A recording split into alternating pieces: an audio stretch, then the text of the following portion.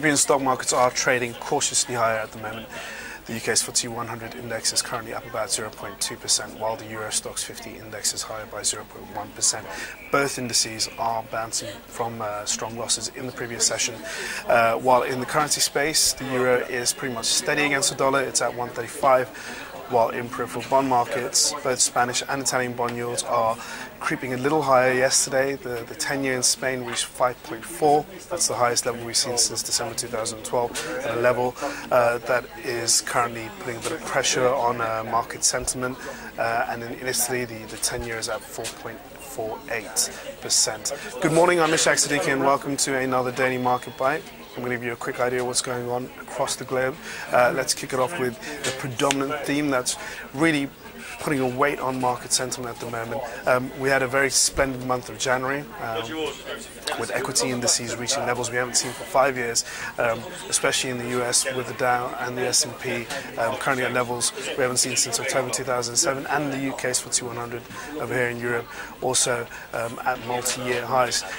Now, going into February, we've seen a lot of that risk come on, and that's mainly on the back of the political instability that's been emerging in the Eurozone. This renewed bout of worries about where the Eurozone is heading is really starting to hit investor sentiment. The two reports, the two countries in focus for this, reports from Spain about allegations against the current Spanish government surrounding corruption, which includes Premier Mariano Rajoy, the leader of Spain.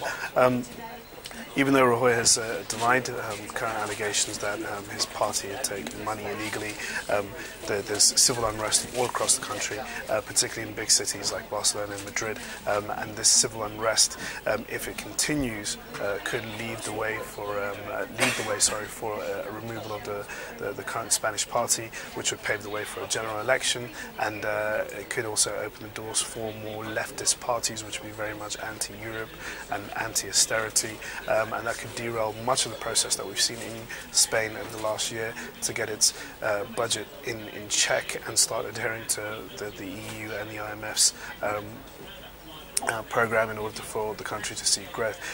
That could lead to a sovereign bailout and maybe a potential exit for Spain. So those uncertainties are really kicking in stock markets today, and investors are very worried about what's going to happen next in Spain, and could we possibly see a Spanish bailout a lot earlier than we maybe have thought, so maybe sometime towards the end of this quarter and possibly at the start of the second quarter of 2013.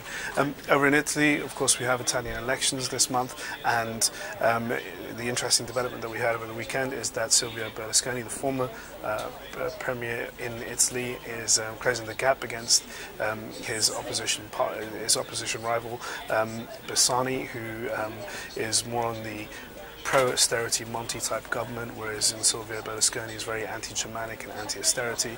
He's proposed to reduce taxes, and the fact that he's winning some public support now suggests that there is a space for Berlusconi to start becoming a more formidable contender in the upcoming Italian elections.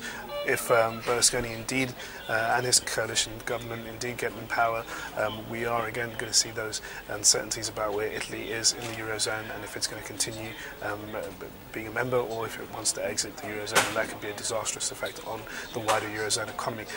So those two are very much in focus, and bond yields are under pressure. Interestingly, both their national indices are actually currently higher at the moment, and that's because we saw such a huge loss on both indices yesterday. Investors are picking up some of those battered stocks. Now, going into what's going on today, we've got a number of data points, mainly services data from the Eurozone and the UK, and also in the US. PMI numbers from the Eurozone. Early numbers suggest that we're going to get a decent result. Spain's ticking up.